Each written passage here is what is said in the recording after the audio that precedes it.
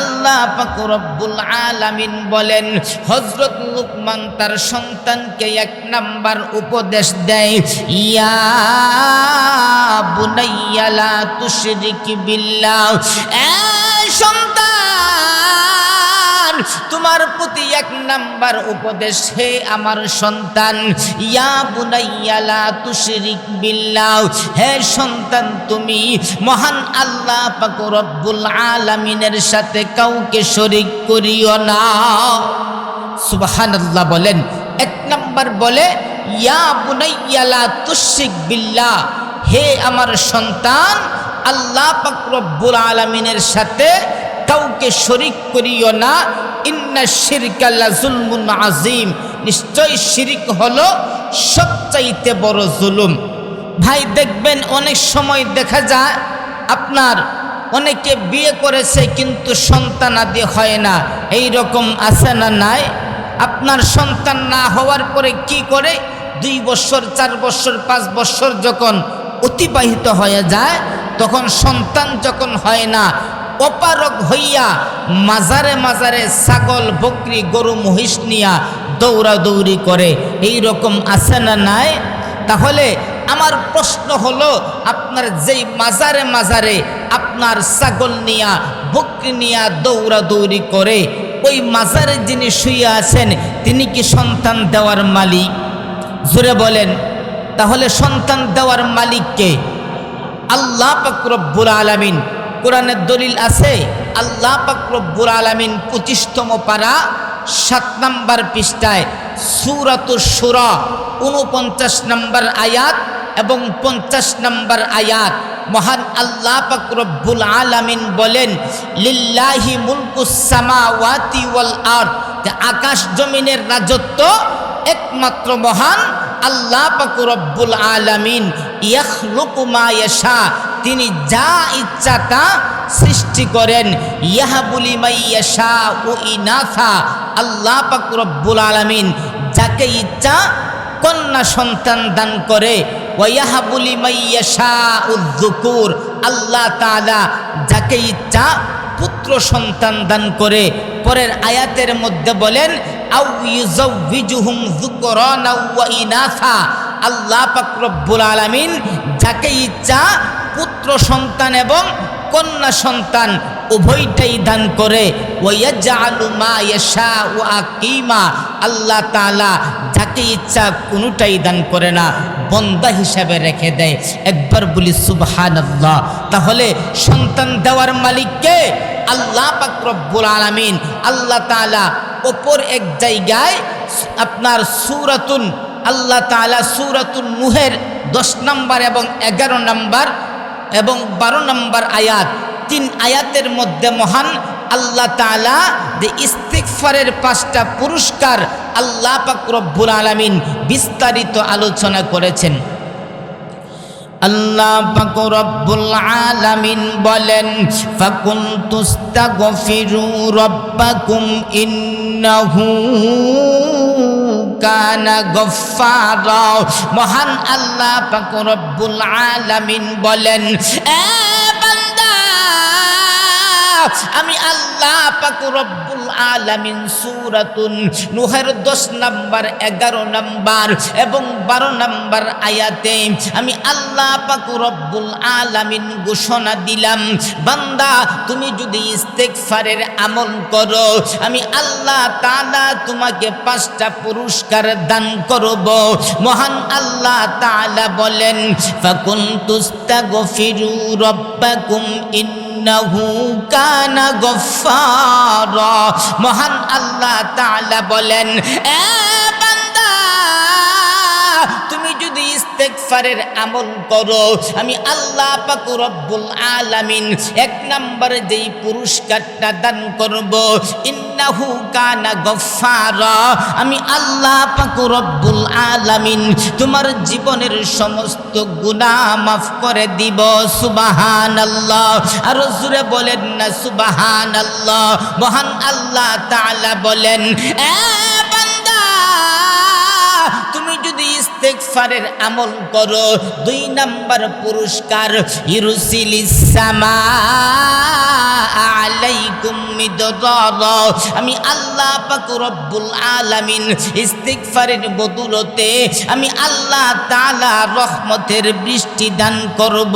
সুবহানাল্লাহ, আর জোরে বলেন না সুবহানাল্লাহ।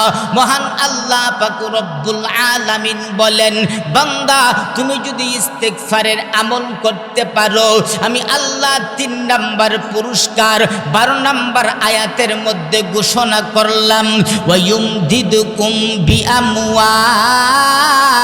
মহান আল্লাহ পাক রব্বুল আলামিন বলেন, এ বান্দা তুমি যদি ইস্তেগফারের আমল করতে পারো রে বান্দা, আমি আল্লাহ 3 নাম্বার পুরস্কার দান করব। ওয়ায়ুমদিদুকুম বিআমওয়াল, আমি আল্লাহ পাক রব্বুল আলামিন তোমাকে ধন সম্পদ বাড়াইয়া দিব। সুবহানাল্লাহ, আর জোরে বলেন না সুবহানাল্লাহ। মহান আল্লাহ তাআলা বলেন, বান্দা তুমি যদি ইস্তেগফারের আমল করতে পারো, আমি আল্লাহ পাক রব্বুল আলামিন সূরাতুন নূহের আমি আল্লাহ পাক রব্বুল আলামিন 12 নাম্বার আয়াতে আমি আল্লাহ 4 নাম্বার পুরস্কার ঘোষণা করলাম, ওয়াবানিন। আল্লাহ পাক রব্বুল আলামিন বলেন, এ বান্দা তুমি যদি ইস্তেগফারের আমল করতে পারো রে বান্দা, আমি আল্লাহ পাক রব্বুল আলামিন 4 নাম্বার পুরস্কার দিব। বান্দা ওয়াবানিন, আমি আল্লাহ পাক রব্বুল আলামিন তোমাকে সন্তান দান করব। সুবহানাল্লাহ, আর জোরে বলেন না সুবহানাল্লাহ। মহান আল্লাহ তাআলা বলেন, বান্দা তুমি যদি ইস্তেগফারের আমল করতে পারো, আমি আল্লাহ 5 নাম্বার পুরস্কার দান করব, ওয়ায়াজআল লাকুম জান্নাত। মহান আল্লাহ তাআলা বলেন, এ বান্দা তুমি যদি ইস্তেগফারের আমল করতে পারো, আমি আল্লাহ পাক রব্বুল আলামিন 5 নাম্বার পুরস্কার দিলাম, ওয়ায়াজআল লাকুম জান্নাত। আমি আল্লাহ তাআলা তোমাকে জান্নাত দান করব। একবার বলি সুবহানাল্লাহ। যে কথাটা বুঝাইতে যাইয়া আমি এই আয়াতগুলি পড়লাম, মূল পয়েন্টটা হলো যে আল্লাহ তাআলা একমাত্র সন্তান দেওয়ার মালিক। আল্লাহ তাআলা বলেন, বান্দা তুমি বিবাহ করেছো, বিবাহ করার পরে তোমার সন্তান হয় না, আমি আল্লাহ তাআলার কাছে ইস্তিগফারের মাধ্যমে আমি আল্লাহ তাআলার কাছে চাও, আমি আল্লাহ ওয়াবানিন, আমি আল্লাহ তোমাকে সন্তান দান করব। সুবহানাল্লাহ। তাহলে জোরে বলেন, তাহলে সন্তান দেওয়ার মালিক কে? আল্লাহ পাক রব্বুল আলামিন। এই জন্য হযরত লুকমান তার সন্তানকে বলেন, ইয়া বুনাইয়া লা তুশরিক বিল্লাহ, হে আমার সন্তান আল্লাহ তাআলার সাথে শিরিক করিও না, ইন্না শিরকা লা যুলমুন আযীম, নিশ্চয়ই শিরিক হলো সবচাইতে বড় জুলুম। এখন আসেন 2 নাম্বার উপদেশ। হযরত লুকমান তার সন্তানকে বলেন, ইয়া বুনাইয়া ইন্নাহা ইন তাকু মিসকালা হাব্বাতিন মিন খরদালিন ফাতাকুন ফি সখরা আও ফিস সামাওয়াতি আও ফিল আরদি ইয়াতি বিহাল্লাহ। হযরত লুকমান তার সন্তানকে বলেন, এ সন্তান, তোমার প্রতি 2 নাম্বার উপদেশ, হে আমার সন্তান, ইয়া বুনাইয়া ইন্নাহা ইন তাকু মিসকালা হাব্বা, হে আমার সন্তান তোমার প্রতি 2 নাম্বার উপদেশ, হে সন্তান তুমি মহান আল্লাহ পাক রব্বুল আলামিনের ভয় অন্তরে পয়দা করো। হযরত লুকমান তার সন্তানকে বুঝাইতে চান, হে আমার সন্তান, আল্লাহ তাআলার ভয় যদি তোমার ভিতরে থাকে, জাহান্নামের ভয় তোমার ভিতরে যদি থাকে, কবরের আযাবের ভয় তোমার ভিতরে যদি থাকে, তাহলে তোমার দ্বারা কোনো গুনাহ হতে পারে না। হযরত লুকমান তার সন্তানকে বুঝাইতে চান, হে আমার সন্তান, মহান আল্লাহ তাআলাকে ফাঁকি দিয়া একটা গুনাহ করাও সম্ভব না। মহান আল্লাহ পাক রব্বুল আলামিন তারপরেও মহান আল্লাহ পাক রব্বুল আলামিন চারটা কসম খাইয়া মহান আল্লাহ তাআলা বুঝান। মহান আল্লাহ তাআলা বলেন ওয়াল ফাজরি, আমি আল্লাহ তাআলা ফজরের কসম খাইলাম। ওয়া লায়ালিন আশ, আমি আল্লাহ তাআলা দশম রজনীর কসম খাইলাম। মহান আল্লাহ তাআলা বলেন ওয়াশ শাফিঈ ওয়াল ওয়াদ, আমি আল্লাহ জোর বেজোরের কসম খাইলাম। আমি আল্লাহ ওয়াল লাইলি ইদা ইয়াস, আমি আল্লাহ গভীর রজনীর কসম খাইলাম। মহান আল্লাহ তাআলা চারটা কসম খাইয়া মহান আল্লাহ তাআলা বুঝাইতে চান ইন্না রাব্বাকা লাবিল মিরসাদ। মহান আল্লাহ তাআলা বলেন এ বান্দা, আমি আল্লাহ পাক রব্বুল আলামিনকে ফাঁকি দিয়া বান্দা একটা গুনাহ করাও সম্ভব না। তারপরেও মহান আল্লাহ পাক রব্বুল আলামিন প্রত্যেকটা মানুষের পিছনে মহান আল্লাহ তাআলা 8টা করে সিসি ক্যামেরা ফিটিং করে দিয়েছেন। 8টা সাক্ষী মহান আল্লাহ তাআলা বুঝাইতে চান হে বান্দা, কাল কিয়ামতের ময়দানে হাসরের মাঠে আমি আল্লাহ তাআলার কাছে 8টা সাক্ষী তোমার বিরুদ্ধে সাক্ষী দিবে। 1 নাম্বার সাক্ষীটা মহান আল্লাহ তাআলা বলেন আল ইয়াউমা নাখতিমু আলা আফওয়াহিহিম ওয়া তুকাল্লিমুনা আইদিহিম ওয়া তাশহাদু আরজুলুহুম বিমা কানু ইয়াকসিবুন। মহান আল্লাহ পাক রব্বুল আলামিন বলেন এ বান্দা, আমি আল্লাহ পাক রব্বুল আলামিন কাল কিয়ামতের ময়দানে হাসরের মাঠে আমি আল্লাহ তাআলা আল ইয়াউমা নাখতিমু আলা আফওয়াহিহিম, আমি আল্লাহ প্রত্যেকটা মানুষের জবানের মধ্যে তালা লাগাইয়া দিব। আমি আল্লাহ প্রত্যেকটা মানুষের জবানের মধ্যে মোহর মেরে দিব। ওই দিন জবান দিয়া কোনো কথা বলতে পারবি না। মহান আল্লাহ তাআলা বলেন বান্দা, গুনাহ করার কোনো অপশন নাই। আমি আল্লাহ সূরাতুল ইয়াসিনের মধ্যে আয়াত নাজিল করে দিয়া বান্দা তোরে জানাইয়া দিলাম, বান্দা তোরে সতর্ক করে দিলাম। ও তুকাল্লিমুনা আইদিহিম, আমি আল্লাহ তাআলা তোরে যে হাত সমূহ দিলাম বান্দা, এই হাত দিয়া তুই নাফরমানি করবি, এই হাত কিন্তু তোর বিরুদ্ধে সাক্ষী দিবে। বান্দা, গুনাহ করার কোনো অপশন নাই। হে বান্দা, গুনাহ করার কোনো অপশন নাই। আমি আল্লাহ সূরাতুল ইয়াসিনের মধ্যে আয়াত নাজিল করে দিয়া আমি আল্লাহ তোরে জানাইয়া দিলাম ওয়া তাশহাদু আরজুলুহুম, বান্দা আমি আল্লাহ তোরে যে পা সমূহ দিলাম বান্দা, এই পা দিয়া তুই গুনাহ করবি, এই পা কিন্তু তোর বিরুদ্ধে সাক্ষী দিবে। মহান আল্লাহ তাআলা বলেন বান্দা, আমি আল্লাহ 3 নাম্বার সাক্ষী 24তম পারা 17তম পৃষ্ঠা সূরাতুল হামিম সাজদা 20 নাম্বার আয়াত 24তম পারা 17তম পৃষ্ঠার সর্বশেষ আয়াত মহান আল্লাহ তাআলা বলেন হাত্তা ইদা মা জাউহা শাহিদা আলাইহিম সামউহুম ওয়া আবসারুহুম ওয়া জুলুদুহুম বিমা কানু ইয়ামালুন। মহান আল্লাহ তাআলা বলেন এ বান্দা, গুনাহ করার কোনো অপশন নাই রে বান্দা। আমি আল্লাহ সূরাতুল হামিম সাজদা 20 নাম্বার আয়াত নাজিল করে দিয়া বান্দা তোরে জানাইয়া দিলাম, সতর্ক করে দিলাম বান্দা, আমি আল্লাহ তাআলা তোরে যে চক্ষু সমূহ দিলাম এই চক্ষু দিয়া তুই গুনাহ করলি। হে যুবক ভাই, একটু খেয়াল করে শুনো, হে যুবতী বোন খেয়াল করে শুনো, তুমি তোমার চক্ষু দিয়া তুমি যে গুনাহ করলা, তুমি তোমার বন্ধুকে ফাঁকি দিলা, তুমি তোমার বান্ধবীকে ফাঁকি দিলা, তুমি তোমার মাকে ফাঁকি দিলা, তুমি তোমার বাবাকে ফাঁকি দিলা, পৃথিবীর সবাইকে ফাঁকি দিয়া তুমি ঘরের ভিতরে যাইয়া মোবাইলটা তুমি ওপেন করলা, মোবাইলটা ওপেন কইরা তুমি অশ্লীল ভিডিও দেখো।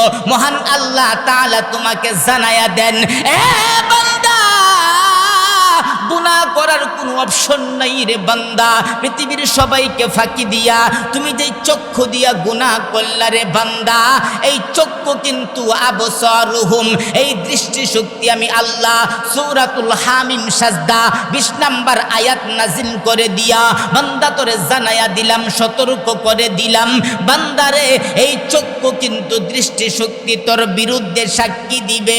3 নম্বর 4 নম্বর সাক্ষী মহান আল্লাহ তাআলা বলেন, বান্দা আমি আল্লাহ সূরাতুল হামিম সাজদা 20 নম্বর আয়াত নাজিল করে দিয়া আমি আল্লাহ তাআলা তোরে জানায়া দিলাম, আমি আল্লাহ তোরে যে কান সমূহ দিলাম, এই কান দিয়া তুই গুনাহ করবি তো করবি। ওয়াসামউহুম, এই শ্রবণ শক্তি তোর কান কিন্তু তোর বিরুদ্ধে সাক্ষী দিবে। বান্দা গুনাহ করার কোনো অপশন নাই।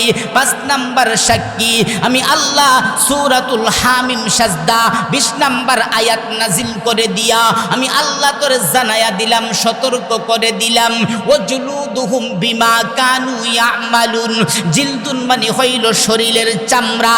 মহান আল্লাহ তাআলা বলেন, এ বান্দা গুনাহ করার কোনো অপশন নাই রে বান্দা। ওয়াজুলুদুহুম আমি আল্লাহ সূরাতুল হামিম সাজদা 20 নম্বর আয়াত নাজিল করে দিয়া আমি আল্লাহ তাআলা তোরে জানায়া দিলাম, ওয়াজুলুদুহুম তোর শরীরের চামড়াটা পর্যন্ত তোর বিরুদ্ধে সাক্ষী দিবে। 6 নম্বর সাক্ষী কিরামান কাতিবিন, 2 জন সম্মানিত লেখক তোর বিরুদ্ধে সাক্ষী দিবে। 7 নম্বর সাক্ষী আমি আল্লাহ তোরে জানায়া দিলাম, সতর্ক করে দিলাম, বান্দা যেই জমিনের মধ্যে দাঁড়াইয়া তুই গুনাহ করবি, ইযা জুলজিলাতিল আরদু জিলজালাহা ওয়া আখরাজাতিল আরদু আসকালাহা ওয়া ক্বালাল ইনসানু মা লাহা ইয়াউমা ইদিন তুহাদ্দিসু আখবারাহা বিআন্না রাব্বাকা আওহা লাহা। এ বান্দা গুনাহ করার কোনো অপশন নাই রে বান্দা। তুই যে জমিনের মধ্যে দাঁড়াইয়া গুনাহ করবি, আমি আল্লাহ আয়াত নাজিল করে দিয়া তোরে জানাইয়া দিলাম, ইয়াউমা ইদিন তুহাদ্দিসু আখবারাহা, এই জমিন কিন্তু কাল কিয়ামতের ময়দানে হাসরের মাঠে বিআন্না রাব্বাকা আওহা লাহা, আমি আল্লাহ তাআলার কাছে তোর বিরুদ্ধে সাক্ষী দিবে। বান্দা গুনাহ করার কোনো অপশন নাই। 8 নম্বর সাক্ষী আমি আল্লাহ 15তম পারা 18তম পৃষ্ঠা সূরাতুল কাহাফের মধ্যে আয়াত নাজিল করে দিয়া আমি আল্লাহ তাআলা তোরে জানায়া দিলাম, সতর্ক করে দিলাম, বান্দা কাল কিয়ামতের ময়দানে হাসরের মাঠে আমি আল্লাহ তাআলা তোর হাতের মধ্যে আমলনামা দিয়া দিব। ওয়াদিআল কিতাব ফাতারাল মুজরিমিনা মুশফিকিনা মিম্মা ফীহি ওয়া ইয়াকুলুনা ইয়া ওয়াইলাতানা মালি হাদাল কিতাব লা ইউগাদিরু সগীরাতাও ওয়ালা কাবীরা। মহান আল্লাহ তাআলা বলেন, এ বান্দা গুনাহ করার কোনো অপশন নাই রে বান্দা। আমি আল্লাহ সূরাতুল কাহাফের মধ্যে আয়াত নাজিল করে দিয়া আমি আল্লাহ তোরে জানায়া দিলাম, মালি হাদাল কিতাব, কাল কিয়ামতের ময়দানে হাসরের মাঠে আমি আল্লাহ তাআলা তোর হাতের মধ্যে আমি আমলনামা দিয়া দিব। ওই দিন তুই নিজেই পড়বি আর বলবি, মালি হাদাল কিতাব, হাইরে এটা কি এমন আমলনামা, লা ইউগাদিরু সগীরা, একটা ছোট গুনাহও ছুটে নাই, ওয়ালা কাবীরা, একটা বড় গুনাহও ছুটে নাই। ওই দিকে লক্ষ্য করে হযরত লুকমান তার সন্তানকে ডাক দিয়া বলেন, এ সন্তান, গুনাহ করার কোনো অপশন নাই রে হে আমার সন্তান, গুনাহ করতে পারবা না, কারণ মহান আল্লাহ তাআলাকে ফাঁকি দিয়া একটা গুনাহ করাও সম্ভব না। ইয়া বুনাইয়া, হে আমার সন্তান, ইন্নাহা ইন তাকুম মিসকালা হাববাতিন মিন খরদাল ফাতাকুম ফি সুখরাতিন আও ফিস সামাওয়াতি আও ফিল আরদ। হযরত লুকমান তার সন্তানকে বলেন, যদি কোনো একটা কাজ সেটা যদি সরিষার দানা পরিমাণ হয় আর ওই দানাটা যদি কোনো পাথরের ভিতরে থাকে, কিংবা আও ফিস সামাওয়াতি আকাশের মধ্যে থাকে, আও ফিল আরদ জমিনের মধ্যে থাকে, ইয়াতি বিহাল্লাহ মহান আল্লাহ তাআলা সেটা উপস্থিত করবে। মহান আল্লাহ তাআলা বলেন যে আপনার আল্লাহ তাআলাকে ফাঁকি দিয়া একটা গুনাহ করা সম্ভব বাজান? জোরে বলেন, আপনি কোথায় গিয়ে গুনাহ করবেন? জমিনে দাঁড়ায়েই তো গুনাহ করবেন। আল্লাহ তাআলা বলেন, ইয়াউমা ইযিন তুহাদ্দিসু আখবারাহা, এই জমিন কিন্তু তোমার বিরুদ্ধে সাক্ষী দিবে।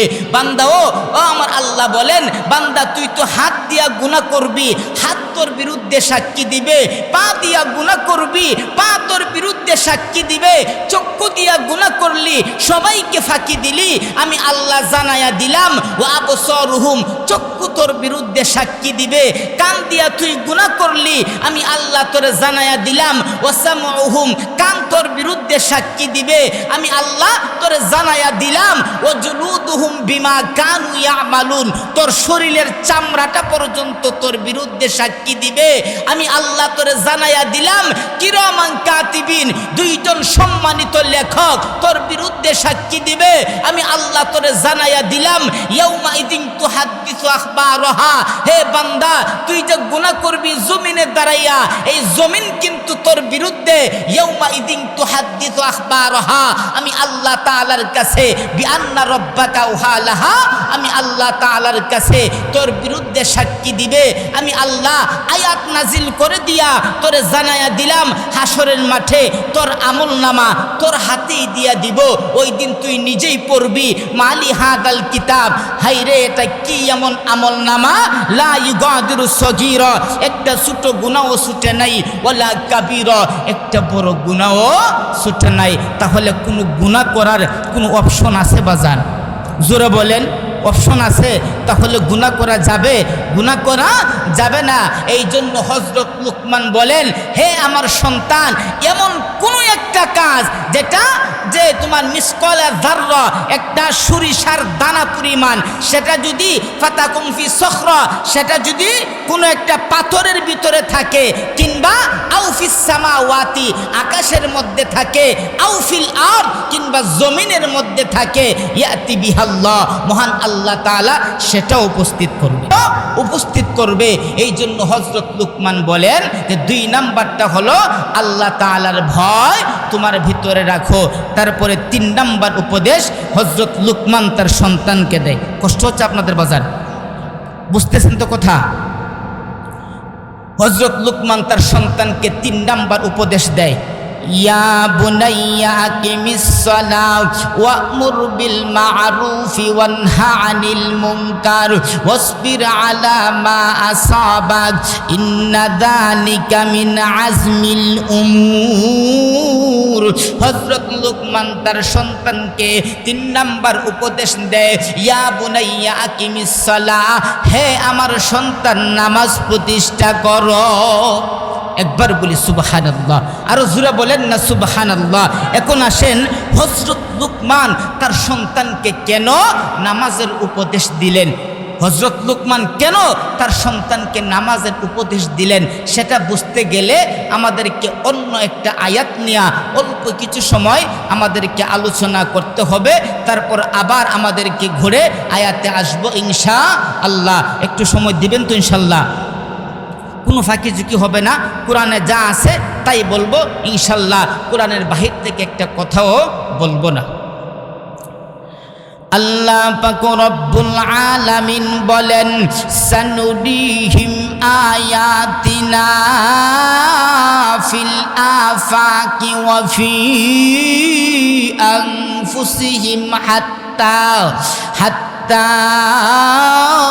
ইয়াতাবায়ানা লাহুম আন্নাহুল হক। মহান আল্লাহ পাক রব্বুল আলামিন বলেন, এ বান্দা, আমি আল্লাহ পাক রব্বুল আলামিন 2টা জাহান সৃষ্টি করলাম।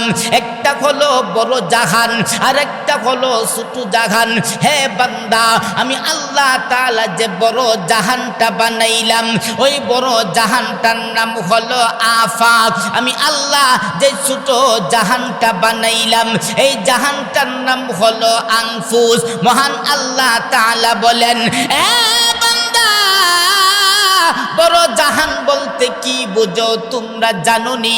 বড় জাহান বলতে আমি আল্লাহ পাক রব্বুল আলামিন 7টা জমিন বানাইলাম। 7টা জমিন হলো বড় জাহান।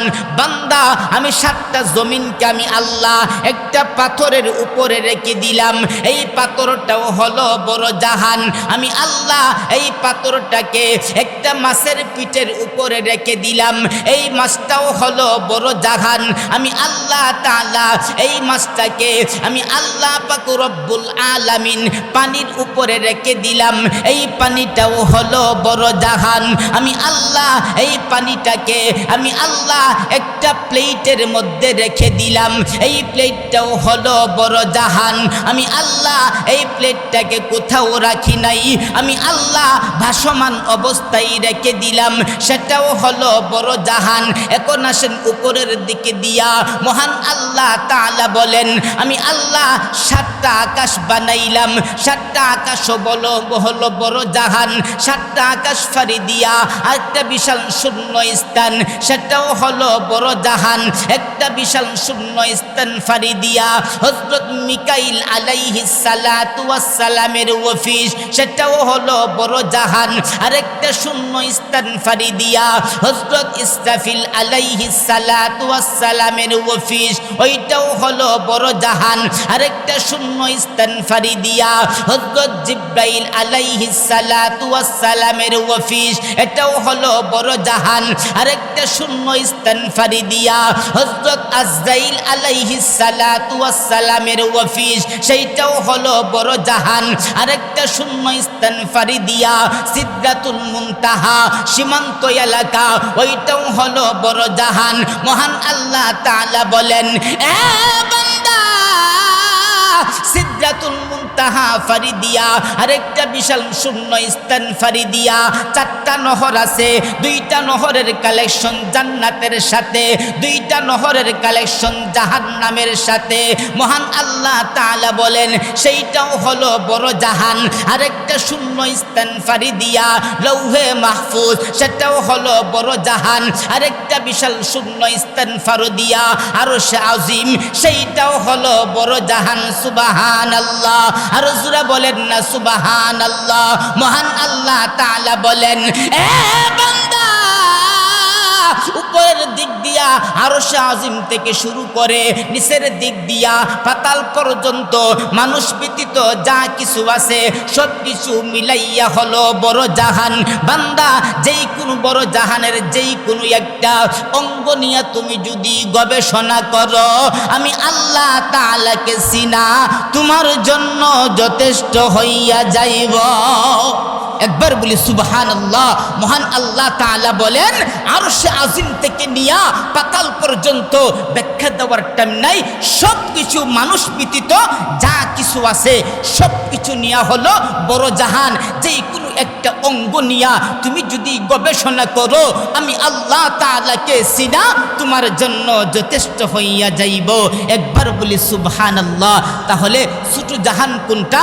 মহান আল্লাহ তাআলা বলেন সানুরিহিম আয়াতিনা ফিল আফাকি ওয়া ফি আনফুসিহিম হাত্তা ইয়াতাবায়্যানা লাহুম আন্নাহুল হক। মহান আল্লাহ তাআলা বলেন এ বান্দা বড় জাহান বলতে আরশে আজিম থেকে নিয়া পাতাল পর্যন্ত মানুষ ব্যতীত যা কিছু আছে সব কিছু নিয়া হলো বড় জাহান। হে বান্দা ছোট জাহান কি জানোনি? ছোট জাহান হলো মানুষের 3.5 হাত বডি, অর্থাৎ পা থেকে মাথা পর্যন্ত, সেটাকে বলা হয় ছোট জাহান। আমি আল্লাহ তাআলার ভাষায় সেটাকে বলা হয় আনফুস। বান্দা তুমি যদি বড় জাহানের যেই কোনো একটা অঙ্গ নিয়ে তুমি যদি গবেষণা করো, আমি আল্লাহ তাআলাকে চিনা তোমার জন্য যথেষ্ট হইয়া যাইব। বান্দা তুমি যদি বড় জাহান নিয়া গবেষণা করার সময় না পাও, আমি আল্লাহ তাআলা যে ছোট জাহান বানাইলাম, বান্দা তোমার 3.5 হাত বডি, ওইটা নিয়ে তুমি গবেষণা করো, আমি আল্লাহ তাআলাকে চিনা তোমার জন্য যথেষ্ট হইয়া যাইব। একবার বলি সুবহানাল্লাহ। এখন আসেন যে হুজুর আরশে আজিম থেকে নিয়া পাতাল পর্যন্ত এত কিছু নিয়া যদি একটা বড় জাহান হয়, মানুষের মাত্র 3.5 হাত বডি, এটা ছোট একটা জাহান হয় কিভাবে? আমার আল্লাহ তাআলা বড় জাহানের মধ্যে যা কিছু রাখছে, আল্লাহ তাআলা মানুষের 3.5 হাত বডি, এর বডির ভিতরে মহান আল্লাহ তাআলা সব কিছু ফিটিং করে দিয়েছেন। একবার বলি সুবহানাল্লাহ। কষ্ট হচ্ছে আপনাদের বাজান? এখন আসেন, আপনার বড় জাহানের মধ্যে জমিন আছে, ছোট জাহানের মধ্যে জমিন আসেনি। আল্লাহ তাআলা বলেন, হুয়াল্লাযী খালাকাকুম মিন তুরাবিন সুম্মা মিন নুতফাতিন সুম্মা মিন আলাকা। মহান আল্লাহ পাক রব্বুল আলামিন বলেন, এ বান্দা, বড় জাহানের জমিন হলো মাটি। আমি আল্লাহ যে ছোট জাহান বানাইলাম, মানুষের 3.5 হাত বডি, মানুষের 3.5 হাত বডির গোশতগুলিও হলো মাটি। সুবহানাল্লাহ বলেন। মহান আল্লাহ তাআলা বলেন, আমি আল্লাহ পাক রব্বুল আলামিন বড় জাহানের জমিন যখন বানাইলাম, এই জমিনের মধ্যে মানুষ বসবাস করতে পারে না। একদিক দিয়ে হাঁটলে কোমর পর্যন্ত ডাবিয়া যায়, আরেক দিক দিয়া হাঁটলে আপনার পা পর্যন্ত কাটিয়া যায়, মানুষ বসবাস করতে পারে না। আমি আল্লাহ বড় জাহানের জমিনটাকে বসবাস করার জন্য আমি আল্লাহ বিশাল বড় বড় পাহাড় আমি আল্লাহ তাআলা ফেরাক হিসাবে আমি আল্লাহ তাআলা সৃষ্টি করে দিলাম। সুবহানাল্লাহ। মহান আল্লাহ তাআলা বলেন, এ বান্দা, আমি আল্লাহ পাক রব্বুল আলামিন ছোট জাহান মানুষের 3.5 হাত বডির আমি আল্লাহ তাআলা যখন গোশতগুলি বানাইলাম, এই গোশতগুলি চলার উপযোগী নয়, একদিক দিয়ে হাঁটলে আপনার একত্রিত হয়ে যায়। আমি আল্লাহ এই গোশতগুলিকে ঠিক রাখার জন্য আমি আল্লাহ মানুষের 3.5 হাত বডির ভিতরে পাহাড় নামক হাড্ডি নিযুক্ত করে দিলাম। মহান আল্লাহ তাআলা বলেন, ওয়াজআলনা ফিল আরদি রাওয়াসিয়া আন তামিদা বিহিম ওয়াজআলনা ফিহা ফিজাজা সুবুলাল লাআল্লাকুম ইয়াহতাদুন। মহান আল্লাহ তাআলা বলেন, ওয়াজআলনা ফিল আরদি রাওয়াসিয়া, রাওয়াসি মানে হইল পাহাড়। মহান আল্লাহ তাআলা বলেন, আমি আল্লাহ ছোট জাহানের মধ্যে আমি আল্লাহ হাড্ডি নামক পাহাড় নিযুক্ত করে দিলাম। আমার আল্লাহ তাআলা বুঝাইতে চান, এ বান্দা, বড় জাহানের জমিন নিয়ে তুমি যদি গবেষণা না করতে পারো, সময় যদি তুমি না পাও, আমি আল্লাহ ছোট জাহানের মধ্যে যে গোশতগুলি বানাইলাম ওইটা নিয়ে তুমি যদি গবেষণা করো, আমি আল্লাহ তাআলাকে চিনা তোমার জন্য যথেষ্ট হইয়া যাইব। হে বান্দা, বড় জাহানের মধ্যে আমি আল্লাহ বিশাল বড় বড় পাহাড় আমি আল্লাহ সৃষ্টি করে দিলাম, ওইগুলি নিয়ে তুমি যদি গবেষণা করো, আমি আল্লাহ তাআলাকে চিনা তোমার জন্য যথেষ্ট হইয়া যাইব। বান্দা, তুমি যদি বড় জাহানের ওই বিশাল বড় বড় পাহাড় নিয়ে তুমি যদি গবেষণা করার মতো সময় না পাও, আমি আল্লাহ ছোট জাহানের মধ্যে আমি আল্লাহ পাহাড় নামক হাড্ডি নিযুক্ত করে দিলাম। বান্দা, ওইটা নিয়ে তুমি যদি গবেষণা করো, আমি আল্লাহ তাআলাকে চিনা তোমার জন্য যথেষ্ট হইয়া যাইব। একবার বলি সুবহানাল্লাহ, আরো জোরে বলেন না সুবহানাল্লাহ। তাহলে এখন আসেন, বড় জাহানের মধ্যে আপনার জমিন পাইলাম, ছোট জাহানেও জমিন পাইলাম, বড় জাহানে পাহাড় পাইলাম, ছোট জাহানেও পাহাড় পাইলাম। এখন আসেন, বড় জাহানের মধ্যে 3 ধরনের পানি আছে, আপনার তিতা পানি, মিঠা পানি, লবণাক্ত পানি। ছোট জাহানের মধ্যেও 3 ধরনের পানি আছে, তিতা পানি, মিঠা পানি, লবণাক্ত পানি। একবার বলি সুবহানাল্লাহ। এখন আসেন, বড় জাহানের মধ্যে তিতা পানিটা কোথায়? ভাই, ভারতের মধ্যে একটা কুয়া আছে, এই কুয়াটার পানি হইল তিতা। পৃথিবীর বুকে আর কোনো কুয়া নাই, এইরকম তিতা পানিও নাই। আল্লাহ পাক রব্বুল আলামিন ওই কুয়াটা আল্লাহ তাআলা যে 3.5 হাত বডি, মানুষের 3.5 হাত বডি, আপনার যে ছোট জাহান সেখানে কোথায় ফিটিং করে দিয়েছে আল্লাহ তাআলা। একটু খেয়াল করে দেখবেন, অনেক সময় মানুষ বমি করে কি করে না? জোরে বলেন, করে কি করে না?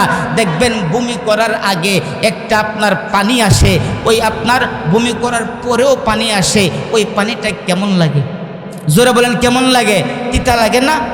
তাহলে মহান আল্লাহ তাআলা এটাই বুঝাইতে চান, সানুরিহিম আয়াতিনা ফিল আফাকি ওয়া ফি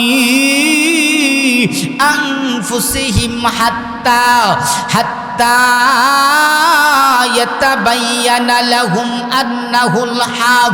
মহান আল্লাহ পাক রব্বুল আলামিন বলেন, এ বান্দা, আমি আল্লাহ পাক রব্বুল আলামিন বড় জাহানের মধ্যে আমি আল্লাহ পাক রব্বুল আলামিন তিতা পানি রেখে দিয়েছি। বান্দা সেই তিতা পানিটা কোথায়? আমি আল্লাহ ভারতের একটা কুয়া আছে, সেই পানিটা হলো তিতা। হে বান্দা, তুমি যদি ওই কুয়ার কিনারে না যাইতে পারো, হে বান্দা তুমি যদি ওই কুয়ার কিনারে যাও, আমি আল্লাহ তাআলাকে নিয়ে তুমি যদি গবেষণা করো, আমি আল্লাহ তাআলাকে চিনা তোমার জন্য যথেষ্ট হইয়া যাইব। সুবহানাল্লাহ। আর জোরে বলেন না সুবহানাল্লাহ। মহান আল্লাহ তাআলা বলেন, এ বান্দা, তুমি যদি ভারতের সেই কুয়ার কিনারে না যাইতে পারো, আমি আল্লাহ যে ছোট জাহান বানাইলাম, ছোট জাহানের ভিতরে 3.5 হাত বড়ির ভিতরে একটা পিত্তলি আছে। এই পিত্তলির মধ্যে আমি আল্লাহ ভারতের সেই কুয়াটা ফিটিং করে দিলাম। বান্দা, ওইটা নিয়ে তুমি যদি গবেষণা করো, আমি আল্লাহ তাআলাকে চিনা তোমার জন্য যথেষ্ট হইয়া যাইব। সুবহানাল্লাহ। আর জোরে বলেন না সুবহানাল্লাহ। এখন আসেন মিঠা পানি। আপনার দুনিয়ার মধ্যে যত নদী আছে, পদ্মা, মেঘনা, যমুনা, সুরমা, কুশিয়ারা, সবগুলি নদীর পানি হলো মিঠা। মহান আল্লাহ তাআলা মানুষের 3.5 হাত বডি, সেই বডির ভিতরে মহান আল্লাহ তাআলা মিঠা পানি কোথায় রেখে দিয়েছেন একটু খেয়াল করে দেখবেন। আমাদের মুখের ভিতরে জিহ্বার নিচে একটা পানি আছে, যেটাকে বলা হয় লালা, যেটাকে বলা হয় থুতু, যেটাকে বলা হয় সেফ। মহান আল্লাহ তাআলা বুঝাইতে চান, এ বান্দা, আমি আল্লাহ পাক রব্বুল আলামিন বড় জাহানের মধ্যে আমি আল্লাহ মিঠা পানি রেখে দিয়েছি। পদ্মা নদীর পানি হলো মিঠা, মেঘনা নদীর পানি হলো মিঠা, সুরমা নদীর পানি হলো মিঠা, কুশিয়ারা নদীর পানি হলো মিঠা, সুরমা নদীর পানি হলো মিঠা। হে বান্দা, তুমি যদি নদীর কিনারে যাইয়া তুমি যদি গবেষণা করো, আমি আল্লাহ তাআলাকে চিনা তোমার জন্য যথেষ্ট হইয়া যাইব। সুবহানাল্লাহ। মহান আল্লাহ তাআলা বুঝাইতে চান, এ বান্দা, তুমি যদি পদ্মা নদীর কিনারে না যেতে সময় না পাও, তুমি যদি সুরমা নদীর কিনারে না যেতে পারো, আমি আল্লাহ 3.5 হাত বডি, 3.5 হাত বডির ভিতরে আমি আল্লাহ তোমার জিহ্বার নিচে, আমি আল্লাহ তোমার জিহ্বার নিচে পদ্মা নদী ফিটিং করে দিলাম, মেঘনা নদী ফিটিং করে দিলাম, আমি আল্লাহ তোমার জিহ্বার নিচে সুরমা নদী ফিটিং করে দিলাম। ওইটা নিয়ে তুমি যদি গবেষণা করো, আমি আল্লাহ তাআলাকে চিনা তোমার জন্য যথেষ্ট হইয়া যাইব। সুবহানাল্লাহ। আর জোরে বলেন না সুবহানাল্লাহ। মহান আল্লাহ তাআলা বুঝাইতে চান, এ বান্দা, দুনিয়ার নদীগুলি যদি শুকায়া যায়, তোমরা যেমন ভাবে জমি চাষাবাদ করতে পারবা না, জমিতে ফসল হবে না, ঠিক তেমনি ভাবে আমি আল্লাহ তোমার জিহ্বার নিচে যে লালা ফিটিং করে দিলাম, এই লালা যদি শুকায়া যায়, তাহলে তোমার মুখটা শুকায়া যাবে, তোমার মুখটা শুকাইয়া তোমার জিহ্বাটা শুকায়া যাবে, তোমার জিহ্বা এবং মুখটা শুকাইয়া তোমার কলিজা ফাটিয়া তুমি দুনিয়া থেকে বিদায় হইয়া যাইবা। হে বান্দা, ওইটা নিয়ে তুমি যদি গবেষণা করো, আমি আল্লাহ তাআলাকে চিনা তোমার জন্য যথেষ্ট হইয়া যাইব। মহান আল্লাহ তাআলা বলেন, আমি আল্লাহ বড় জাহানের মধ্যে আমি আল্লাহ পাক রব্বুল আলামিন লবণাক্ত পানি রেখে দিলাম। লবণাক্ত পানিটা কোথায়? মহান আল্লাহ তাআলা বুঝাইতে চান, পৃথিবীর মধ্যে যত সাগর আছে, সাগরের পানি হইল লবণাক্ত পানি। মহান আল্লাহ তাআলা মানুষের 3.5 হাত বডির ভিতরে সেই লবণাক্ত পানিটা কোথায় রেখে দিয়েছে একটু খেয়াল করে দেখবেন। অনেক সময় আমরা যখন কান্নাকাটি করি, আমাদের চোখ দিয়া যে একটা পানি বের হয়, এই পানিটা কেমন লাগে জোরে বলেন। অনেক সময় দেখা যায় আপনার চোখের পানি ভাইয়া আপনার অনেক সময় 1-2 ফোঁটা মুখের মধ্যে চলে যায়, ওইটা লাগে লবণাক্ত। মহান আল্লাহ তাআলা বলেন, এ বান্দা, তুমি যদি আটলান্টিক মহাসাগরের কিনারে না যেতে পারো, তুমি যদি ওই সাগরের কিনারে না যেতে পারো, তুমি যদি যাইয়া গবেষণা করো, আমি আল্লাহ তাআলাকে চিনা তোমার জন্য যথেষ্ট হইয়া যাইব। বান্দা, তুমি যদি আটলান্টিক মহাসাগরের কিনারে যাওয়ার মতো সময় না পাও, আমি আল্লাহ তোমার চোখের ভিতরে আটলান্টিক মহাসাগর ফিটিং করে দিলাম, বান্দা সেইটা নিয়ে তুমি যদি গবেষণা করো, আমি আল্লাহ তাআলাকে চিনা তোমার জন্য যথেষ্ট হইয়া যাইব। একবার বলি সুবহানাল্লাহ, আরো জোরে বলেন না সুবহানাল্লাহ। তাহলে বড় জাহানের মধ্যে বাজান ব্যাখ্যা করার টাইম নাই, বড় জাহানের মধ্যে 3 ধরনের পানি আছে, আপনার তিতা পানি, মিঠা পানি, লবণাক্ত পানি। আল্লাহ তাআলা বলেন আপনার কুয়ার, আপনার ভারতের কুয়ার পানিটা হলো তিতা, ওইখানে তুমি যদি না যাইতে পারো, আমি আল্লাহ তাআলা 3.5 হাত বডি তোমার পিত্তলির মধ্যে ওই কুয়াটা ফিটিং করে দিলাম। একটু চিন্তা করো না, যখন তুমি বমি করো ওই তিতা পানিটা কোথায় থেকে আসে, ওইটা নিয়ে তুমি যদি গবেষণা করো, আমি আল্লাহ তাআলাকে চিনা তোমার জন্য যথেষ্ট হইয়া যাইব। একবার বলি সুবহানাল্লাহ। এখন আসেন লবণাক্ত পানি, আপনার মিঠা পানি। আল্লাহ তাআলা বলেন পদ্মা, মেঘনা, যমুনা, সুরমা, কুশিয়ারা, প্রত্যেকটা নদী, খাল, বিল, টিউবওয়েল, প্রত্যেকটার পানি হলো মিঠা। আল্লাহ তাআলা বলেন ওইগুলি নিয়ে তুমি যদি গবেষণা না করতে পারো, আমি আল্লাহ 3.5 হাত বড়ি তোমার জিহ্বার নিচে পদ্মা, মেঘনা, যমুনা ফিটিং করে দিলাম। ওইটা নিয়ে তুমি যদি গবেষণা করো, আমি আল্লাহ তাআলাকে চিনা তোমার জন্য যথেষ্ট হইয়া যাইব।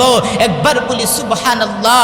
আমার আল্লাহ বুঝাইতে চান পৃথিবী বড় জাহান, বড় জাহানের মধ্যে যে সাগরগুলি আছে, ওই সাগরগুলির পানি হইল লবণাক্ত।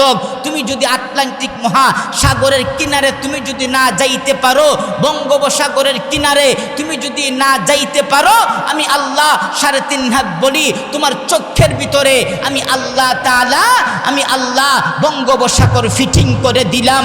ওইটা নিয়ে তুমি যদি গবেষণা করো, আমি আল্লাহ তাআলাকে চিনা তোমার জন্য যথেষ্ট হইয়া যাইব। একবার বলি সুবহানাল্লাহ। আরো জোরে বলেন না সুবহানাল্লাহ। কথা বুঝতেছেন বাজান? কথা বোঝা যাচ্ছে তো? আর কিছুক্ষণ চলবে ইনশাল্লাহ, আর সর্বোচ্চ 20 মিনিট চলবে তো ইনশাল্লাহ। আমি তো আপনার কোরআনের বাহির থেকে বলতেছি না, সারা রাত্র আমি যদি কথা বলি তাহলে একটা কথাও কোরআনের বাহির থেকে বলবো না। আপনার কোরআনের ভিতর থেকে বলে শেষ করা যায় না, বাহির যাব কোন সময় বলেন? তাহলে আমিও তো গজল বাড়ি, কিচ্ছা কাহিনী বলি, এগুলি বলে লাভ কি? ওইগুলি আলাদা ফাংশন। তাহলে এখানে কোরআনের তাফসির, ওয়াজ মাহফিল, এখানে শুধু হবে কোরআন থেকে আলোচনা, ঠিক কিনা জুড়ে বলেন? এমত অবস্থায় আপনার যে হযরত লুকমান, আপনার বড় জাহানের 2টা দিক আছে, বিস্তারিত বলার টাইম নাই। 2 জাহান নিয়ে কথা বলতে গেলে 2 ঘন্টার প্রয়োজন। আপনার এখন আসেন সংক্ষিপ্ত আকারে যায়। আপনার বড় জাহানের 2টা দিক আছে। একদিকে হলো আপনার সমস্ত সৃষ্টি জগৎ মানুষ ব্যতীত, আরেক দিকে হলো আল্লাহ তাআলা। ছোট জাহানের মধ্যেও 2টা দিক আছে। একদিকে হলো 3.5 হাত বডি, আরেক দিকে হলো আপনার রূহ, আপনার রুহের কালেকশন আল্লাহ তাআলার সাথে, আর 3.5 হাত বডির সাথে সমস্ত সৃষ্টি জগতের কালেকশন। একবার বলি সুবহানাল্লাহ। এখন আসেন হযরত লুকমান তার সন্তানকে বুঝাইতে চান যে সমস্ত সৃষ্টি জগৎ আল্লাহর ইবাদত করে, সমস্ত সৃষ্টি জগৎ আল্লাহর নামাজ আদায় করে। এই হিসেবে সন্তান তুমিও নামাজ আদায় করো। এখন বলতে পারেন হুজুর আমরা তো এত বছর, 70 বছর 80 বছর হয়ে গেছে, আমরা তো কোনোদিন দেখলাম না সৃষ্টি জগতের কেউ নামাজ পড়তে, আপনি ফাইলান কোথায়? আল্লাহ তাআলা সূরাতুল আপনার এই আল্লাহ তাআলা 18তম পারা আল্লাহ তাআলা বলেন, 12তম 14তম পৃষ্ঠায় মহান আল্লাহ তাআলা বলেন, কুল্লুম কদ আলিমা সলাতাহু ওয়া তাসবিহা। মহান আল্লাহ পাক রব্বুল আলামিন বলেন, এ বান্দা, আমি আল্লাহ পাক রব্বুল আলামিন যা কিছু সৃষ্টি করেছি, কুল্লুম কদ আলিমা সলাতা, প্রত্যেকটা সৃষ্টি নামাজ আদায় করে। সুবহানাল্লাহ। আর রাসূল বলেন না সুবহানাল্লাহ। মহান আল্লাহ তাআলা বলেন শুধু নামাজ আদায় করে না, ওয়া তাসবিহা, আমি আল্লাহ তাআলার তাসবিহ আদায় করে। সুবহানাল্লাহ বলেন। এখন বলতে পারেন হুজুর আপনি তো সারা জীবন, সারা বছর আপনি ওয়াজ করে বেলান, আপনি তো গরুও ফালেন না, মহিষও ফালেন না, মুরুগও ফালেন না, তাহলে তারা তাসবিহ কিভাবে আদায় করে? আমরা উল্টাপাড়া ইসলামাবাদের মানুষ আমরা তো গরুও ফালি, মহিষও ফালি, হাঁস মুরগও ফালি, একদিনও তো শুনলাম না আল্লাহ আল্লাহ কইতে। তাহলে আপনি পাইলেন কোথায়? আল্লাহ তাআলা সূরাতুল বনি ইসরাইল 44 নম্বর আয়াত 15তম পারা 5 নম্বর পৃষ্ঠায় মহান আল্লাহ তাআলা বলেন, তুসাব্বিহু লাহুস সামাওয়াতুস সাবউ ওয়াল আরদু ওয়া মান ফীহিন ওয়া ইম মিন শাইইন ইল্লা ইসাব্বিহু বিহামদিহি ওয়ালাকিন লা তাফকাহুনা তাসবিহাহুম। মহান আল্লাহ পাক রব্বুল আলামিন বলেন, এ বান্দা, আমি আল্লাহ পাক রব্বুল আলামিন যা কিছু সৃষ্টি করলাম, আমি আল্লাহ পাক রব্বুল আলামিনের তাসবিহ আদায় করে, ওয়ালাকিন লা তাফকাহুনা তাসবিহাহুম, বান্দা তুমি তা বুঝো না। একবার বলি সুবহানাল্লাহ। এই দিকে লক্ষ্য করে লুকমান তার সন্তানকে বলেন, সমস্ত সৃষ্টি জগৎ নামাজ আদায় করে, এই দিকে লক্ষ্য করে, হে আমার সন্তান, ইয়া বুনাইয়া আকিমিস সালাহ, হে আমার সন্তান তুমিও নামাজ আদায় করো। একবার বলি সুবহানাল্লাহ। হযরত লুকমান কেন তার সন্তানকে আপনার নামাজের আদেশ করলেন? এটা বুঝে আসছে কি আসছে না? যারা বলেন আসছে কি আসছে না? তাহলে আমি চাই তো আপনাদেরকে পরিপূর্ণভাবে বোঝানোর জন্য। আপনারা বুঝতেছেন তো ইনশাল্লাহ? এখন আসেন 4 নাম্বার, হযরত লুকমান তার সন্তানকে আদেশ করে, ইয়া বুনাইয়া আকিমিস সালাতা ওয়া'মুর বিল মা'রুফি ওয়ানহা আনিল মুনকার। হযরত লুকমান তার সন্তানকে ডাক দিয়া বলেন, এ সন্তান, তোমার প্রতি 3 নাম্বার 4 নাম্বার উপদেশ, হে সন্তান তুমি সৎ কাজের আদেশ করো। তোমার প্রতি 5 নাম্বার উপদেশ, আমি আল্লাহ হযরত লুকমান ডাক দিয়া বলেন, হে সন্তান তোমার প্রতি 5 নাম্বার উপদেশ, তুমি অসৎ কাজের নিষেধ করো। হে সন্তান 6 নাম্বার উপদেশ, ওয়াসবির আলা মা আসাবাক, তুমি বিপদে ধৈর্য ধারণ করো, সবর করো। একবার বলি সুবহানাল্লাহ। আর জোরে বলেন না সুবহানাল্লাহ।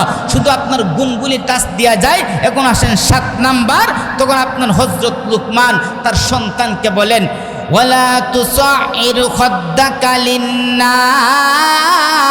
হযরত লুকমান তার সন্তানকে বলেন, এ সন্তান, তোমার প্রতি 7 নাম্বার উপদেশ, হে আমার সন্তান, তুমি যখন দুনিয়াতে, তুমি যখন মানুষের সাথে চলাফেরা করো, তখন তুমি অহংকার বশত চলাফেরা করিও না, অহংকার বশত কথা বলিও না। তোমার প্রতি 8 নাম্বার উপদেশ, তখন ডাক দিয়া বলেন, ওয়ালা তুসাইর খাদ্দাকা লিন্নাস ওয়ালা তামশি ফিল আরদি মারহা। হে আমার সন্তান, জমিনের মধ্যে অহংকার করে চলিও না, কারণ যারা দুনিয়ার মধ্যে অহংকার করে চলে, মহান আল্লাহ পাক রব্বুল আলামিন হযরত আল্লাহর পয়গম্বর সাল্লাল্লাহু আলাইহি ওয়াসাল্লামের কাছে হযরত জিবরাইল আলাইহিস সালাতু ওয়াস সালাম আগমন করলেন। এমতো অবস্থায় ডাক দিয়া বলেন, ইয়া রাসূলুল্লাহ, ইয়া হাবিবাল্লাহ, ওগো আল্লাহর পয়গম্বর নবী, আপনার সাথে গুরুত্বপূর্ণ কথা আছে। আল্লাহর পয়গম্বর ডাক দিয়া বলেন, হে জিবরাইল কি কথা বলো? হঠাৎ করে তাকায়া দেখে হযরত আবু যর গিফারি রাদিয়াল্লাহু তাআলা আনহু তিনি যখন খেজুর গাছের চিপা দিয়ে আসতেছে, এমতো অবস্থায় হযরত জিবরাইল ডাক দিয়া বলেন, ইয়া রাসূলুল্লাহ, ইয়া হাবিবাল্লাহ, ওগো আল্লাহর পয়গম্বর নবী, দেখেন না আপনার সাহাবী হযরত আবু যর গিফারি আসতেছে। ইয়া রাসূলুল্লাহ, ইয়া হাবিবাল্লাহ, একটু পর আপনার সাথে কথা বলবো। এমতো অবস্থায় ডাক দিয়া বলেন, হে জিবরাইল, তুমি তো আমার কাছে ওহী নিয়ে আসো, আমার সাহাবী হযরত আবু যর গিফারির কাছে ওহী নিয়ে আসো না। হে জিবরাইল, আমার সাহাবী হযরত আবু যর গিফারিকে তুমি কি করে চিনো? এবার ডাক দিয়া বলেন, ইয়া রাসূলুল্লাহ, ইয়া হাবিবাল্লাহ, ওগো আল্লাহর পয়গম্বর নবী, আপনার সাহাবী আবু যর গিফারিকে শুধু আমি নয়, আকাশের সকল ফেরেশতারা চিনে। সুবহানাল্লাহ। আর জোরে বলেন না সুবহানাল্লাহ। তখন ডাক দিয়া বলেন, হে জিব্রাইল, আমার সাহাবী হযরত আবু যর গিফারি কি এমন আমল করে? এবারে ডাক দিয়া বলেন, ইয়া রাসূলুল্লাহ, ইয়া হাবিবাল্লাহ, ওগো আল্লাহর পয়গম্বর নবী, আপনার সাহাবীর ভিতরে দুইটা গুণ আছে। দুইটা গুণের কারণে সমস্ত আকাশের সমস্ত ফেরেশতারা, শুধু তাই নয়, মহান আল্লাহ পাক রব্বুল আলামিন স্বয়ং নিজেও ভালোবাসে। সুবহানাল্লাহ। এমতো অবস্থায় ডাক দিয়া বলেন, হে জিব্রাইল, কি দুইটা আমল আমি নবী জানতে চাই। এবার জিব্রাইল ডাক দিয়া বলেন, ইয়া রাসূলুল্লাহ, ইয়া হাবিবাল্লাহ, ওগো আল্লাহর পয়গম্বর নবী, এক নাম্বার গুণ হলো আপনার আবু যর গিফারির ভিতরে বিন্দু পরিমাণ কোনো অহংকার নাই, অহংকার নাই। দুই নাম্বার হলো সূরাতুল ইখলাসের আমল করে। মহান আল্লাহর পয়গম্বরকে যখন বলেন, ইয়া রাসূলুল্লাহ, ইয়া হাবিবাল্লাহ, একটা আমল হলো আপনার সাহাবী হযরত আবু যর গিফারির ভিতরে বিন্দু পরিমাণ কোনো অহংকার না। একবার বলি সুবহানাল্লাহ। হযরত লুকমান তার সন্তানকেও আপনার এই রকম ভাবে নাম্বার উপদেশটা দেয়, হে আমার সন্তান, যে ওয়ালা তুসাইর খাদ্দাকা লিন-নাস ওয়ালা তামশি ফিল আরদি মারহা, যে তুমি যখন জমিনের মধ্যে অহংকার বশত চলিও না। তারপরের আয়াতের মধ্যে আরো দুইটা উপদেশ দেয়। হযরত লুকমান বলেন, হে আমার সন্তান, তোমার প্রতি 9 নাম্বার উপদেশটা হলো ওয়াকসিদ ফি মাশিক। তখন বলেন, হে সন্তান, তোমার প্রতি 9 নাম্বার উপদেশটা হলো, যখন তুমি চলাফেরা করো, উঠা বসা করো, মধ্যম পন্থা তুমি অবলম্বন করো। 10 নাম্বার হলো যে, হে আমার সন্তান, তোমার প্রতি 10 নাম্বার উপদেশ হলো যে অগদুদ মিং সৌতিক, যে তুমি যে কথা বলো, কথা বলার সময় তোমার আওয়াজটাকে নিচু করো। একবার বলি সুবহানাল্লাহ। আর জোরে বলেন না সুবহানাল্লাহ। এখন আসেন 10টা গুণকে একত্রিত করি। 1 নাম্বার, হযরত লুকমান তার সন্তানকে বলেন, হে আমার সন্তান, যে তোমার প্রতি 1 নাম্বার উপদেশটা হলো ইয়া বুনাইয়া লা তুশরিক বিল্লাহ। হে আমার সন্তান, 1 নাম্বার উপদেশটা হলো যে আল্লাহ তাআলার সাথে কাউকে শরীক করিও না। ইন্না শিরকা লাযুলমুন আযীম, নিশ্চয় শিরিক হলো সবচাইতে বড় জুলুম। 2 নাম্বার হলো ইয়া বুনাইয়া ইন্নাহা ইন তাকুম মিসকালা হাববাতিন মিন খারদালিন ফাতাকুম ফি সখরা। হে আমার সন্তান, 2 নাম্বার হলো তোমার ভিতরে এই ভয়টা রাখিও যে তোমার কোনো একটা কাজ, সেটা যদি সরিষার দানা পরিমাণও হয়, সেটা যদি একটা পাথরের ভিতরেও থাকে, কিংবা আউফিস সামাওয়াতি, আকাশের মধ্যেও থাকে, কিংবা আউফিল আরদি, জমিনের মধ্যেও থাকে, ইয়াতি বিহাল্লাহ, আল্লাহ তাআলা সেটাকেও উপস্থিত করবে। ওই দিকে লক্ষ্য করে আল্লাহ তাআলাকে ভয় করো। হে সন্তান, 3 নাম্বার হলো ইয়া বুনাইয়া আকিমিস সালাহ। হে সন্তান, নামাজ প্রতিষ্ঠা করো, কারণ সমস্ত সৃষ্টি জগৎ নামাজ আদায় করে, তুমিও নামাজ আদায় করো। 4 নাম্বার, যে সৎ কাজের আদেশ করো, ওয়ামুর বিল মারুফ। হে সন্তান, 4 নাম্বার হলো যে সৎ কাজের আদেশ করো। 5 নাম্বার হলো ওয়ানহা আনিল মুনকার, যে অসৎ কাজের নিষেধ করো।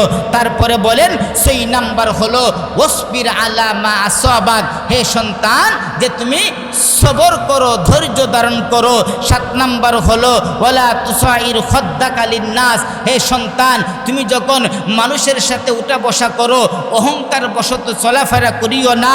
8 নাম্বার হলো, তখন বলেন ওয়ালা তামশি ফিল আরদি মারহা, জমিনের মধ্যে তুমি যখন চলো, অহংকার বশত চলিও না। 9 নাম্বার হলো ওয়াকসিদ ফি মাশিক, যে তুমি যখন চলাফেরার ক্ষেত্রে মধ্যম পন্থা অবলম্বন করো। 10 নাম্বার হলো যে ওয়াগদুদ মিন সাউতিক, যে তুমি তোমার যে কথা বলো, একজন মানুষের সাথে তুমি যখন কথা বলো তখন তোমার কণ্ঠটাকে নিচু করো। আল্লাহর পয়গম্বর বলেন একজন মুসলমানের যেই গুণগুলি আছে এর মধ্যে একজন প্রকৃত মুসলমান ওই ব্যক্তি যার আপনার হাত এবং জবান দ্বারা অপর মুসলমান কষ্ট না পায়। একবার বলি সুবহানাল্লাহ। এই যে 10টা উপদেশ শুনলাম, এইগুলি আমাদের সন্তানদেরকে দেওয়ার দরকার আছে না নাই?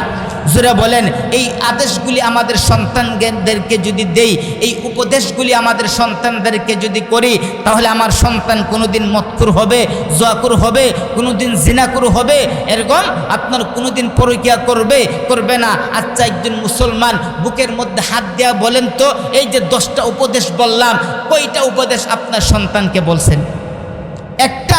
আরে ভাই 70 বছর হয়ে গেছে, আপনার নামাজে আসে বুড়ো মুরব্বী চাচা, আপনার সন্তানটা বৈশা গেম খেলে, সন্তানটাকে কোনো মুখের কথাও বলে না, এরকম আছে না নাই? জোরে বলেন আছে না নাই? তাহলে তুমি কিভাবে সৎ কাজের আদেশ করলা? তোমার সন্তান কিভাবে তোমার কথা শুনবে? কিভাবে সে আল্লাহওয়ালা হবে? এটা তোমার সন্তানকে তোমাকে অবশ্যই এই উপদেশগুলি দিতে হবে। আর না আবার ভাই, যেই কথাটা আজকের যে আপনার যেই মাহফিল আয়োজন, দোয়া ওয়াজ ও দোয়ার মাহফিল, ইসলামাবাদ মধ্য উত্তরপাড়া মদিনা জামে মসজিদ। ভাই একটা জামে মসজিদ, একটা মসজিদ নির্মাণ করলে কি কি আপনার পুরস্কার আপনারা জানেন? জোরে বলেন, জানেন? আল্লাহর রাসূল সাল্লাল্লাহু আলাইহি ওয়াসাল্লাম বলেন, যারা আল্লাহর রাস্তায় আপনার দান সৎকা করে আল্লাহ তাআলা তাদেরকে 5টা পুরস্কার দান করেন। জোরে বলেন, কয়টা পুরস্কার? 5টা পুরস্কার।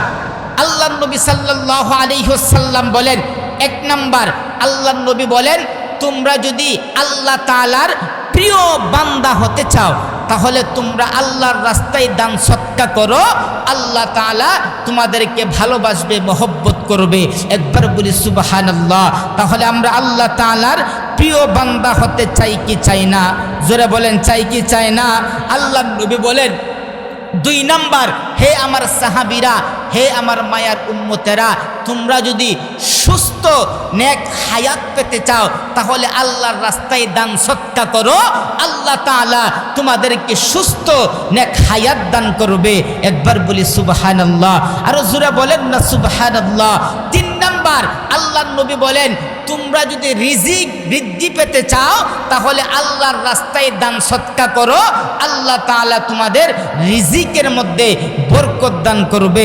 একবার বলি সুবহানাল্লাহ। 4 নাম্বারটা খুবই গুরুত্বপূর্ণ, একটু মনোযোগ সহকারে শুনবেন। আল্লাহর নবী বলেন, তোমাদের আত্মীয় স্বজন যারা কবর শাহিত হয়ে গেছে, তাদের দুনিয়াতে থাকা অবস্থায় যদি কোনো অপরাধ করে থাকে, সেই অপরাধের কারণে যদি কোনো আযাবের ফেরেশতার হাতে গ্রেফতার হয়ে থাকে, তুমি তার নামে যদি তুমি সামর্থ্য অনুযায়ী আল্লাহর রাস্তায় দান সৎকা করো, আল্লাহ তাআলা এই দানের বদলতে আল্লাহ তাআলা তার কবরটাকে জান্নাতের বাগান বানায়া দেয়। একবার বলি সুবহানাল্লাহ। 5 নাম্বারটা অনেক গুরুত্বপূর্ণ, যেটা আমাদের না শুনলেই নয়। মানে যে উঠতেছে, মনে করতে হুজুর মনে কালেকশন করবো, এরকম মন মানসিকতা না উঠতেছেন নাকি? তা আমি কালেকশন করবো না, শুধু আমি আপনার দান করলে কি সওয়াব কি ফায়দা সেটা আপনাদেরকে শোনাইতেছি। 5 নাম্বারটা খুবই গুরুত্বপূর্ণ বাজান। 5 নাম্বারটা খুবই গুরুত্বপূর্ণ। আল্লাহর নবী বলেন, কাল কিয়ামতের ময়দানে হাসরের মাঠে আল্লাহ তাআলার আরশের ছায়া ব্যতীত আর কোনো ছায়া থাকবে না।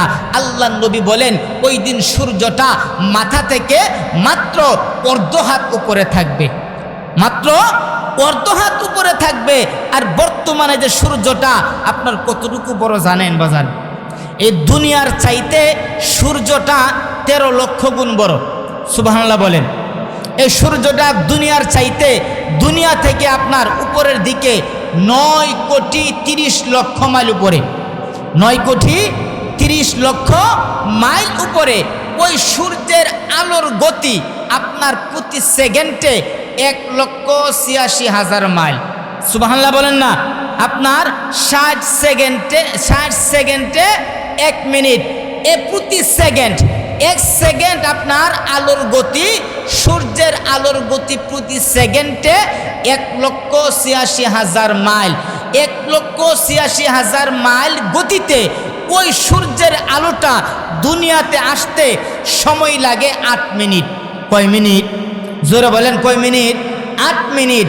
আল্লাহর নবী বুঝাইতে চান ওই যে সূর্যটা, আপনার সূর্যের আলোটা দুনিয়াতে আসতে সময় লাগে প্রতি সেকেন্ডে আপনার 1,86,000 মাইল গতি, এত স্পিডে দুনিয়াতে আসতে সময় লাগে 8 মিনিট। আল্লাহর নবী বুঝাইতে চান কাল কিয়ামতের ময়দানে, হাসরের মাঠে আল্লাহ তাআলার আরশের ছায়া ব্যতীত আর কোনো ছায়া থাকবে না। ওই দিন সূর্যটা 9,30,00,000 মাইল উপরে থাকবে না। ওই দিন সূর্যটা মাথা থেকে মাত্র অর্ধ হাত উপরে থাকবে। মাথার মগজগুলি আপনার ভাতের মারের মতন ঠকবক ঠকবক করে গলে গলে পড়তে থাকবে। আল্লাহর নবী বুঝাইতে চান ওই কঠিন মুহূর্তে 7 শ্রেণীর লোককে আল্লাহ তাআলার আরশের ছায়ার নিচে স্থান দান করবে। এর মধ্যে একদল যারা যার সামর্থ্য অনুযায়ী আল্লাহর রাস্তায় দান সৎকা করে, আল্লাহ তাআলা তাদেরকে আরশের ছায়ার নিচে স্থান দান করবে। একবার বলি সুবহানাল্লাহ। আপনি কখন মৃত্যুবরণ করবেন, আমি কখন মৃত্যুবরণ করব, এটা কি আমরা জানি? তাহলে জানে কে? আল্লাহ পাক রব্বুল আলামিন সূরাতুল লুকমান আপনার 21তম পারা 13তম পৃষ্ঠা, সূরাতুল লুকমানের সর্বশেষ আয়াত, সূরাতুল লুকমানের সর্বশেষ আয়াত 13তম পৃষ্ঠার সর্বশেষ আয়াত আল্লাহ তাআলা বলেন, ঘটনা আছে ইমাম মালিক রহমাতুল্লাহি আলাই, তার বড় আকাঙ্ক্ষা তার মৃত্যুটা যেন মদিনার মধ্যে হয়, কিন্তু সে তো জানে না তার মৃত্যুটা কখন কোথায় হবে। এই জন্য তিনি বৃদ্ধ বয়সে তিনি কোথাও যায় না। এমত অবস্থায় হঠাৎ করে আল্লাহর পয়গম্বর সাল্লাল্লাহু আলাইহি ওয়াসাল্লামের সাথে স্বপ্ন যুগে সাক্ষাৎ হয়ে গেল। ইমাম মালিক রহমাতুল্লাহি আলাইহি আল্লাহর পয়গম্বরকে ডাক দিয়া বলেন, ইয়া রাসূলুল্লাহ, ইয়া হাবিবাল্লাহ, ওগো আল্লাহর পয়গম্বর নবী, ইয়া রাসূলুল্লাহ, ইয়া হাবিবাল্লাহ, ওগো আল্লাহর পয়গম্বর নবী, আমার বড় আকাঙ্ক্ষা, আমার মনের মধ্যে অনেক বড় আশা, নবী গো, আমার মৃত্যুটা যেন মদিনার মধ্যে হয়, কিন্তু আমি তো জানি না আমার মৃত্যুটা কখন কোথায় হবে। আল্লাহর নবী সাল্লাল্লাহু আলাইহি ওয়াসাল্লাম 5টা আঙ্গুল দেখাইয়া আল্লাহর পয়গম্বর তিনি চলে গেলেন। এমত অবস্থায় ইমাম মালিক রহমাতুল্লাহি আলাইহি তিনি বড় পেরেশান হয়ে গেছে। হায়রে, আল্লাহর নবী যে 5 আঙ্গুল দেখাইয়া আল্লাহর নবী তিনি যে চলে গেলেন, তাহলে আমি কিভাবে বুঝবো আমি কি 5 দিন বাঁচবো, নাকি 5 সপ্তাহ বাঁচবো, নাকি 5 মাস বাঁচবো, নাকি 5 বছর বাঁচবো? আমি তো কিছুই বুঝলাম না। ওই সময় স্বপ্নের ব্যাখ্যা দিতেন হযরত ইবনে শিরিন রহমাতুল্লাহি আলাইহি। ইমাম মালিক রহমাতুল্লাহি আলাইহি তার খাদেমকে ডাক দিয়া বলেন, হে আমার খাদেম, তুমি ইবনে শিরিনের কাছে যাও। ইবনে শিরিনের কাছে যাইয়া তুমি স্বপ্নটা বর্ণনা করবা। স্বপ্নটা বর্ণনা করার পরে স্বপ্নের ব্যাখ্যাটা নিবা, সাবধান নাম বলবা না। এমতো অবস্থায় খাদেম যখন ইবনে শিরিনের কাছে গেল, এমতো অবস্থায় ডাক দিয়া বলেন, হে ইবনে শিরিন, একটা স্বপ্ন, এই স্বপ্নটা যখন বর্ণনা করলেন, এমতো অবস্থায় ইবনে শিরিন ডাক দিয়া বলেন, তাহলে বলো স্বপ্নটা কে দেখেছে? এমতো অবস্থায় বলেন, নাম বলা যাবে না, 5 মিনিটের ভিতরে শেষ করে দিব ইনশাআল্লাহ। এমতো অবস্থায় ইবনে শিরিন বলেন, তাহলে স্বপ্নের ব্যাখ্যাও দেওয়া যাবে না। এমতো অবস্থায় তখন আপনার খাদেম যখন চলে আসলো, ইমাম মালিককে বললেন, স্বপ্ন যখন বর্ণনা করলাম, স্বপ্ন কে দেখেছে নাম না বলার কারণে স্বপ্নের ব্যাখ্যাও বলে নাই। ইমাম মালিক রহমাতুল্লাহি আলাইহি ইবনে শিরিনের কাছে যখন গেলেন, গিয়ে বলতেছেন, ইবনে শিরিন, আমি তো একটা স্বপ্ন দেখলাম। আল্লাহর নবীকে জিজ্ঞেস করলাম আমি কয়দিন বাঁচবো? আল্লাহর নবী 5 আঙ্গুল দেখাইয়া আল্লাহর নবী চলে গেলেন। আমি তো বিপাকে পড়ে গেলাম, আমি কি 5 দিন বাঁচবো নাকি 5 সপ্তাহ বাঁচবো নাকি 5 বছর বাঁচবো? ইবনে শিরিন রহমাতুল্লাহি আলাইহি লম্বা ঘটনা।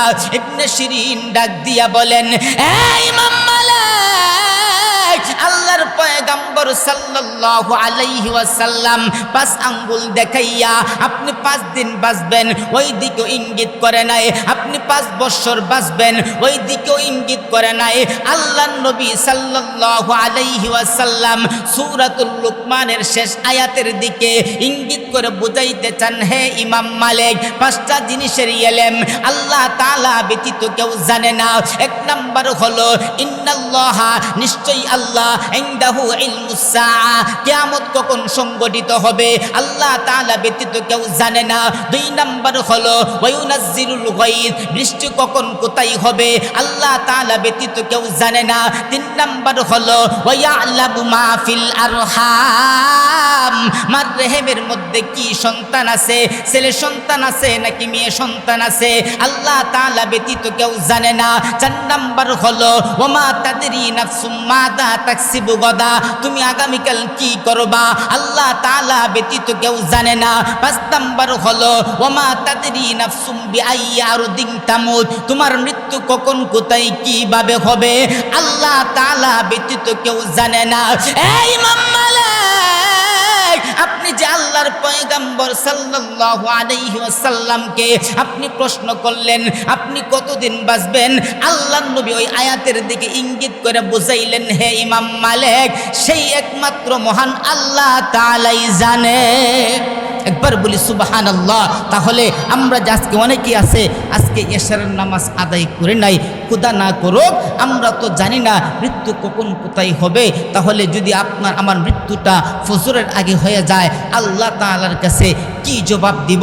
এই জন্য হযরত লুকমান তার সন্তানকে বলেন, ইয়া বুনাইয়া আকিমিস সালাহ, হে সন্তান, তোমার প্রতি 3 নাম্বার উপদেশ, নামাজ প্রতিষ্ঠা করো। আল্লাহ তাআলা আমাদের প্রত্যেকের সন্তানদেরকে এই 10টা উপদেশ দেওয়ার তৌফিক দান করুক। সবাই বলি আমিন। এই 10টা উপদেশ মৃত্যু পর্যন্ত যেন এই 10টা উপদেশের উপরে আমল করে যেতে পারি, সেই তৌফিকটুকু মহান আল্লাহ আমাদের সবাইকে